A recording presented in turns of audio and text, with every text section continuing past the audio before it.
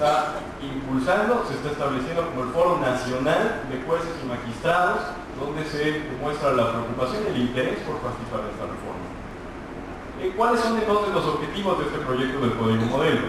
Primero que nada, son objetivos modestos pero muy claros. Proveer a los tribunales superiores de justicia una herramienta de trabajo, una herramienta para ser líderes en la implementación de la reforma, para que participen de una manera activa y, digamos, de una manera ya consensuada a nivel nacional. Si vamos a tener nuevos códigos en las entidades como Tabasco, que no tenía un sistema de justicia oral, o incluso como Chihuahua y Oaxaca, que tienen que adaptar sus códigos al sistema acusatorio de la Constitución, es importante entonces que este código modelo sea eso, una herramienta de trabajo que permita participar de una forma activa, sólida. Y luego, sobre todo, la experiencia del código modelo pretende recoger lo que ya se está haciendo. Es decir, si tenemos 4 entidades en este país que se atrevieron a realizar una reforma profunda a su sistema de justicia, empezando por Nuevo León en el junio del 2004, me parece que no nos podemos dar el lujo de no aprovechar las experiencias, lo que ha funcionado y lo que no ha funcionado, donde es el tema de las dificultades inherentes a la reforma. Entonces, el Código Modelo está pensado y está hecho desde la experiencia de las entidades. ¿Cómo lo hicimos? ¿O cómo lo estamos haciendo? Primero que nada, tiene que ser un código mexicano para mexicanos, pensando en los jueces. Por lo tanto, la base de nosotros es la Constitución. Las reglas constitucionales es el primer punto, el primer parámetro específico. Les he dicho, segundo, la implementación. Y a partir de ahí empezamos a trabajar con la reforma a nivel internacional. Resulta que la reforma procesal penal empezó hace 25 años. Tenemos muchos códigos, muchos lugares hacia donde voltear. Digamos, los problemas que tenemos han sido respondidos, las preguntas que existen tienen respuestas múltiples. Nosotros creemos que la importancia es ofrecer una respuesta que se adapte a nuestras necesidades.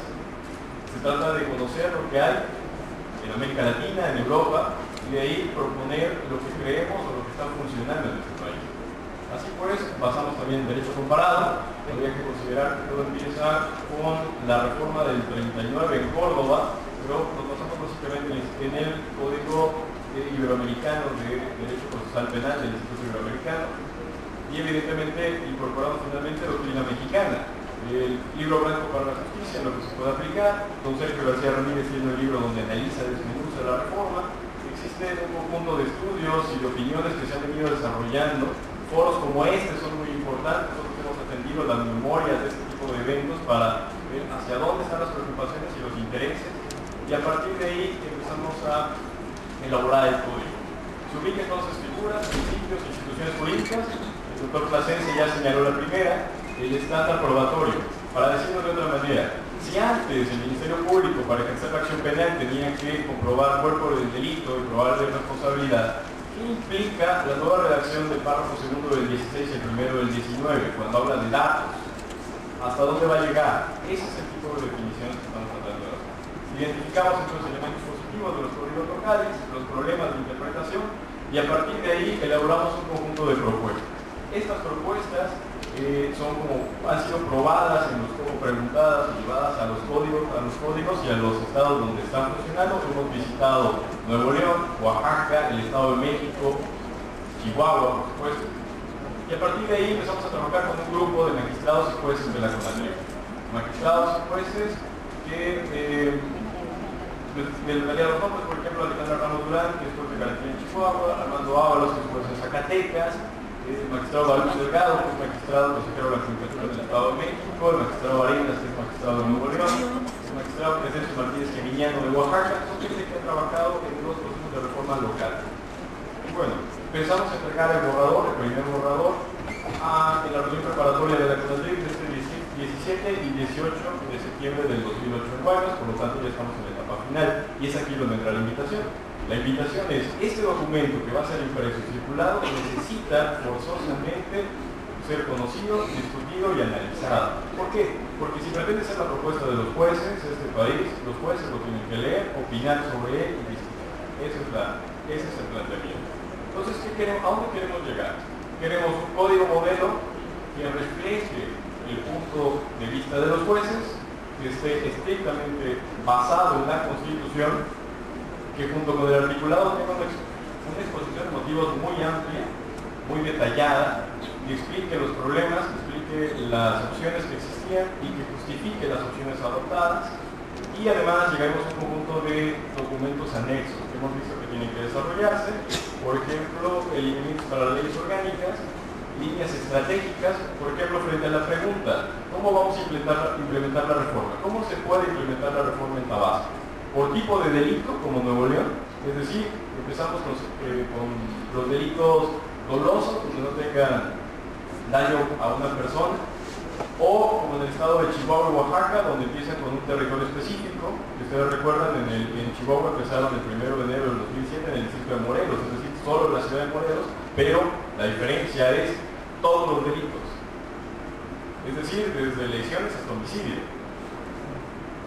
Esas alternativas que incluso podrían ser como del Estado de México, donde se mezclaron, se dijeron, empezamos con estos tipos de delitos en este territorio específico, gradualmente. La primera conclusión, o podríamos adelantar de las líneas estratégicas que hemos ubicado es, se necesita establecer en un solo decreto desde el principio, la gradualidad con la que se va a establecer. Ya sea primero este territorio, luego este distrito judicial, luego este segundo y este tercero, o en caso de que sea por delito, es decir, primero van a entrar esta categoría de delitos, a partir de esta fecha el siguiente, y a partir de la siguiente de tal el resto. Porque además tendría que considerar que con fecha 18 de junio del 2016 todos los delitos tienen que estar procesados a través de este nuevo sistema. Por lo tanto, vale la pena este tipo de discusiones, nos parecen importantes. Y bueno, empezaría entonces, para tratar de mantenerme dentro del plazo que me dio el moderador, no sé si me voy a enseñar la tarjeta, les empiezo a dar preguntas importantes que hemos tenido o hemos tratado de asumir dentro de la elaboración del código. Primero que nada, les incluyo la pregunta. ¿Ustedes saben cuántos juicios orales se han desarrollado en la ciudad de Chihuahua, en el Distrito Judicial de Morelos, que tenía ese sistema que les he comentado, donde son todos los delitos para la ciudad de Chihuahua? Es una ciudad con 1 millón de habitantes. Empecemos en el primer año de implementación, que fue 2007. Del 1 de enero del 2007 al 31 de diciembre, pues tienen al último corte que tenemos hoy de mayo. ¿Cuántos juicios orales se desarrollan? Pensemos, ¿cuántos juicios lleva un juez, normalmente un juez de primera instancia penal? El promedio nacional está alrededor de los 450. Antes habían 6. Diríamos entonces, habrían unos 2.800 juicios. Seguro que les sorprenderá el que no tenga el dato de que sepa que ha habido 9 juicios orales. ¿Qué es lo que ha pasado? La primera cuestión es, el sistema está pensado para que no todo llegue a juicio oral. Por eso esa lógica de plantear juicios orales quizás es el nombre comercial, pero lo que está detrás, la idea es establecer un sistema acusatorio. Y la cuestión esencial del sistema acusatorio es la contradicción. Por lo tanto, la lógica es completamente distinta. Y entonces, y aquí es donde empezaríamos con los temas constitucionales. Uno de ellos tendría que ser, ¿qué implican las salidas alternas constitucionales? ¿Hasta dónde va a llegar el criterio de oportunidad? ¿A qué me refiero con criterio de oportunidad? Al día de hoy, pregunta, nuevamente, ¿un ministerio público que tenga cuerpo del delito y probable responsabilidad puede dejar de ejercer la acción penal? No, es un deber, es una obligación. Ahora, imagínense establecer supuestos en los cuales, frente a la existencia de cuerpo del delito y probable responsabilidad, no se ejerce la acción penal. ¿Por qué? Porque la razón de fondo es una economía de escala. La Procuración de Justicia no tiene medios para atender todos los casos y por lo tanto valdría la pena establecer supuestos en los cuales no. Sin embargo, del otro lado tenemos el problema de la decisión sobre cómo controlar esta acción. Así que por un lado retomamos los criterios establecidos en Oaxaca y Chihuahua. El Ministerio Público podrá dejar de ejercer la acción penal en los casos que le llaman de delitos de bagatela. Si el caso es una persona que se robó 200 pesos en desodorantes en una farmacia, quizás no vale la pena llevar todo el proceso.